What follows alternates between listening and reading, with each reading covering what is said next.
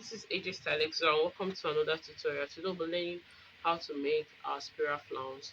Well, for a basic flounce, I have a tutorial there on how to make a flounce, so just check the videos and then you see a video on how to make a flounce. But this one we're making a spiral flounce, and we'll not be using our normal flounce principle. We'll have different ways in making a flounce. The one I showed you on in the tutorial is one of the ways to make a flounce. Then this pattern we're going to be using today is going to be another way to make a flounce. But this is a spiral flounce. You can see the wavy effect. So you're going to see what we do that will give us this wavy effect. So if you're new to the channel, please kindly click on the subscribe button to subscribe, and don't forget to share our videos with your friends, with your loved ones, so that you get notified whenever we drop a new tutorial. So let's get started. So for this, I'm using a thick fabric because I'm not adding crinoline, I'm not adding ST, I'm not adding so many things. So I need a thick fabric. So this is called polo material or poly. So this is what it's called. It's very thick, you will see it. So what you just do is fold your fabric like this and then fold again. So anyhow you want to fold, but the main idea is getting the measurements we need. So we're going to start by how many inches we need for our flanks. Let me go back to the picture again. So this flanks now, you can see the length of the flanks. You choose what length you want your flanks to be. So for me now, I want my flanks to be 6 inches, but don't forget I'll be using half inch to attach it to the dress, and then I'll be using 1 inch to turn the hem of the flounce. So that means I'm adding 2 inches to whatever length I need for the flounce. So see, if I need a 6 inches flounce, I'll be adding 2 inches. If I need a 7 inches flounce, I'll be adding whatever inch. This is what I just want to use. And for your flounce, it could be on the neck of your dress like this, or it could be on the neck, or it could be on the hem, the down of your dress. It could be at the waistline, this tiny part of your dress. It could be at the waistline, it could be at the neck, any part of your dress. Like this piece now, this is by a great designer, Timeless Wears, and it's so beautiful. So something like this you're going to be learning how to make, and then you choose wherever you want to place your flounce. So we get started. First of all, just mark. So now when you're taking your measurements here, you could do any one of your choice, but the wavy effect is more felt when this length is shorter. So if you use 3 inches and when you use 1 inch, the wavy effect is not the same. So for someone using 2 inches, the wavy effect is more than the person that uses 5 inches to start. So that's just it. So I'll be using, let me use 1.5. So just place 1.5 round. Be sure.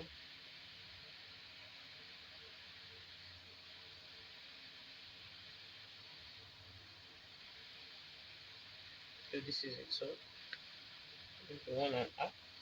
Now I'll be needing half inch from here to join my fabric wherever I'm placing either the neck of the dress, the hem, or whatever. Then I'll need 1 inch to turn, so which is 1.5 plus the length. I said I want 6 inches as my length of my flounce, plus half inch, that is 6.5 plus 1 inch, so it's 7.5. I'll be marking. So I'll be marking 7.5. From this second, I'll be marking 7.5 round. And this is just basically I'll cut our 360 degrees. So it's just that same format. So if you are either doing that other type of flounce, I've told, if you don't know how to cut it well, I'll be dropping the link in the description box so that you can check it out. So this is it. Don't forget how we folded this. We first folded into 2, then we folded 2, which is into 4, the folding. So let's be sure. I altered it now. Let's be sure we're still on track, sorry.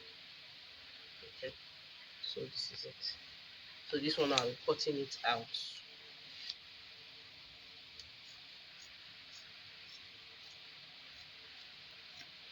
and I'll be cutting this.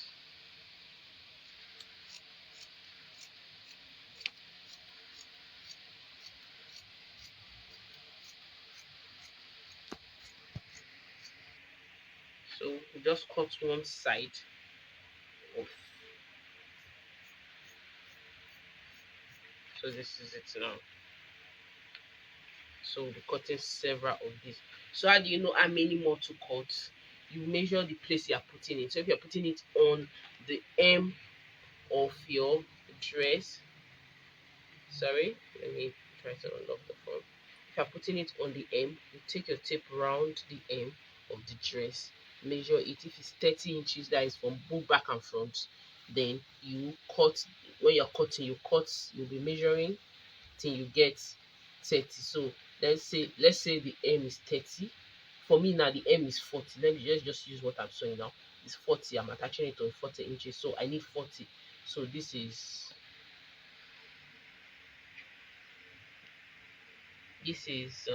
13. And don't forget to be adding half from here to join another one like this. So let's just say this is 12.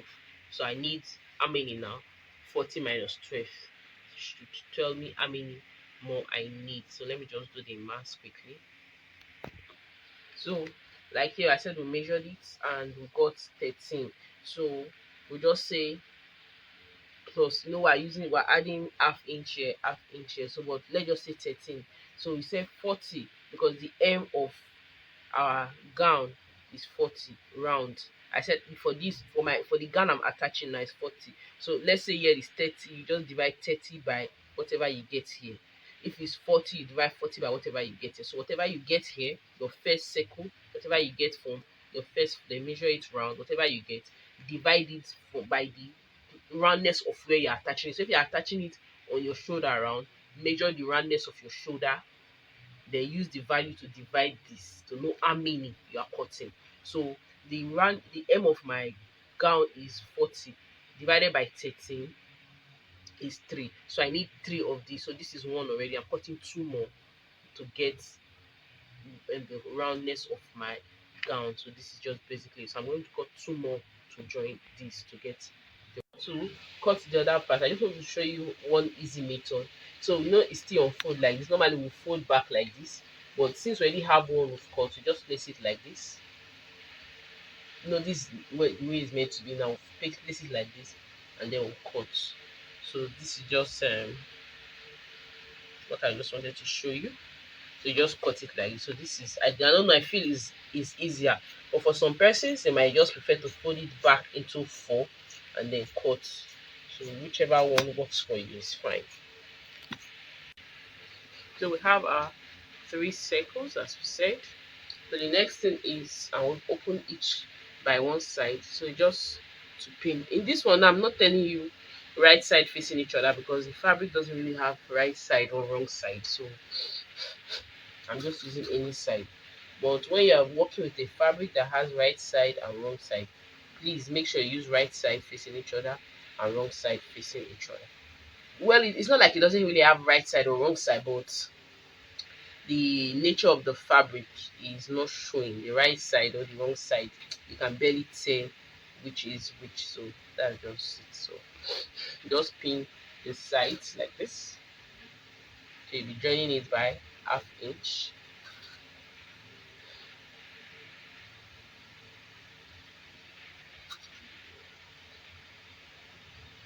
So we'll bring another side here.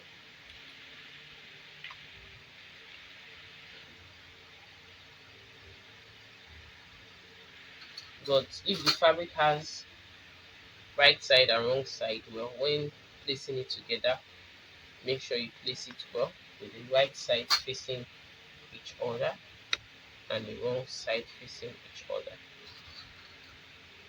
So this is it. And then so I'll end up now closing all sides. You can see it now. So this is the part now. If you look at it now, it's even wider than 40 because of the nature of the fabric. It's opening as your sewing is opening. So but this is just basically what we do. So I will join the sides by half inch, and then I'll show you what next to do. I've joined the flares by the side, the three of them. So now we turn it to the back. We'll be adding a boning to it. We have different types of boning, and we'll be using this particular one. So we just place it. We leave a quarter of an inch before sewing, and then we sew it around. This type of boning, the machine needle can go through it. So when you're buying, make sure you look out for that. So we'll just sew it by a quarter of an inch round the flare. So just join me to the sewing machine as I sew it. So now I want to sew it. I said you leave little fabric on the side.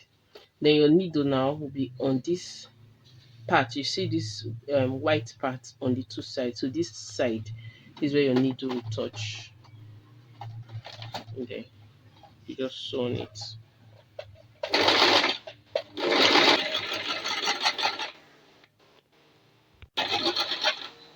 You can see it now. So this is just,